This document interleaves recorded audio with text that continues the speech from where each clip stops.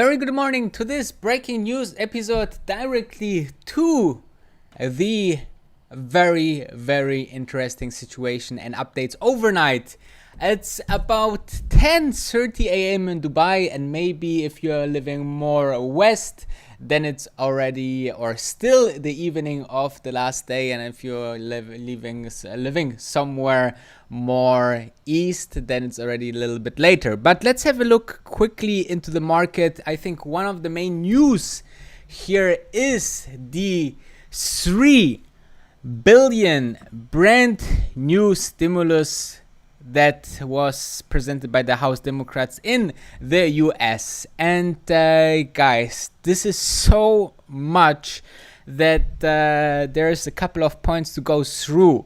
So first, we have nearly 1 trillion in relief for state and local governments, a second round of direct payments of $1,200 per person, and up to $6,000 for a household. And I think, this is the biggest measurement because think about it. If we are in a global depression, okay, there is a high probability that we're going into a depression with maybe up to 25% of people without work.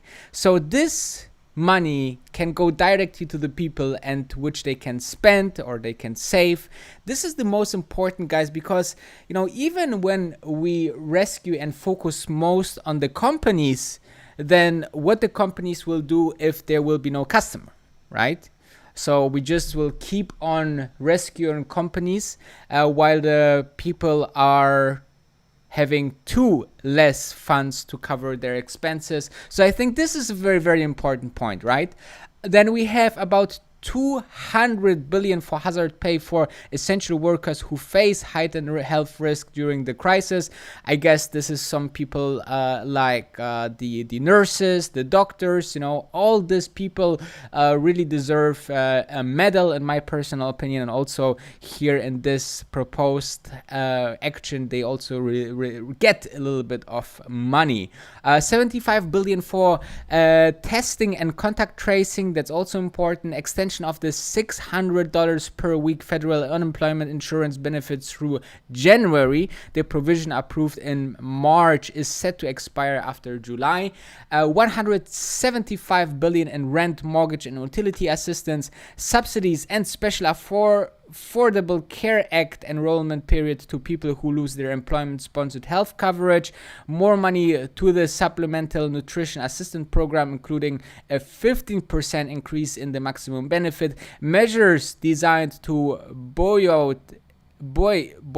small businesses and help them employees on payroll, such as $10 billion in emergency disaster assistance grants and strengthened employee retention tax credit, money for election safety during the pandemic, and provision to make voting by mail easier, and relief for the U.S. Postal Service. So this is the summary. I think, it was just a matter of time when we have the next stimulus, and here it's the first draft. Let's see what the US government will do about that, and let's have a look into the markets directly. The market seems to be a little bit of, not so. As you can see, it started a little bit with the futures here, S&P 500, Dow, as well as NASDAQ in the negative. Then it went up a bit, then back to negative, and then it went up a bit. So as you can see, the overall sentiment is not yet sure what to do right now. What is definitely most important today is the Powell's, the president of the Federal Reserve, and the chairman, and he will let us know a little bit if we will see negative rates in the US. This would be historic, guys. Earnings, we have the Cisco. The consensus is $0.71 per share, as earnings and revenue of 11.88 billion dollars. Otherwise, breaking news this morning already as well. UK economy shrinks by 2% in the first quarter as lockdowns begin to toll. This will be a picture that will be all around the world, guys. So as more as we have this economical data, as more we see how big of an impact this will be. 2% doesn't sound big, but on the GDP levels, this is huge, guys. Okay, this is absolutely devastating. And as more as we have data, as more these predictions will go down, in my personal opinion. And therefore we see markets not really knowing where to go, because further up makes sense due to cheap money, right? Stimulus packages and so on. But on the other side, if you're looking into the real market, then we have a huge gap between reality and stock market as of this moment. And if it just go further and further, because the real market just going further down, guys.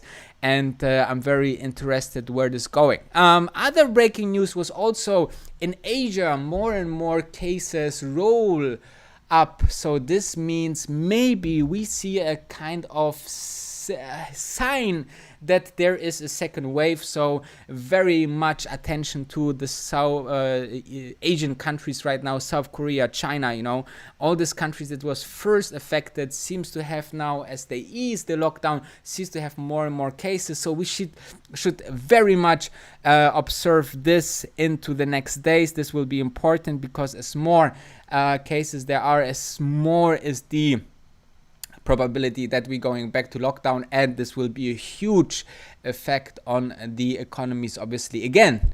So this is the circle that we are currently in, and trying to navigate to see, okay, if the cases are going up and we're going again to lockdowns, this will be a breaking news, guys, and you will hear it here first. So make sure to thumb up if you like this updates every now and then here on this channel. And if you're new here, maybe then just make sure to subscribe. Otherwise, you can miss maybe the next breaking news. So what I personally will watch this afternoon is definitely the speech of Jerome Powell.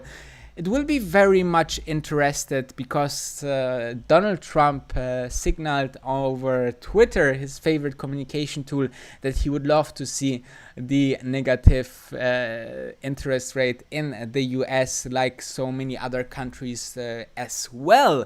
But, this, I don't think that Jerome Powell will give us this today.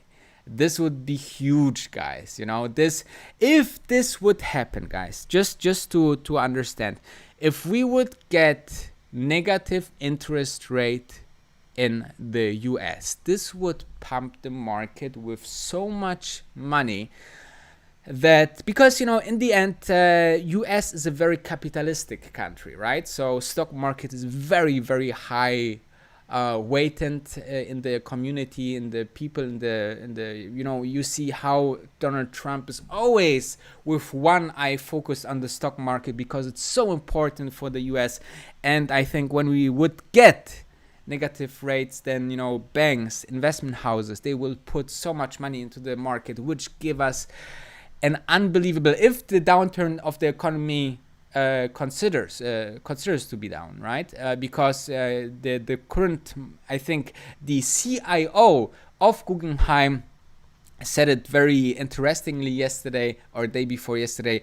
The market seems to price in a V-shaped recovery, but data that is coming in is not really pricing in that. So it's not showing us a V recovery in the economy, right? So this would mean that everything goes back up, but hotels, flights, spending, restaurant, everything will have a multi-month effect on business, and therefore I believe that it will be super, super hard to navigate this. However, let's see.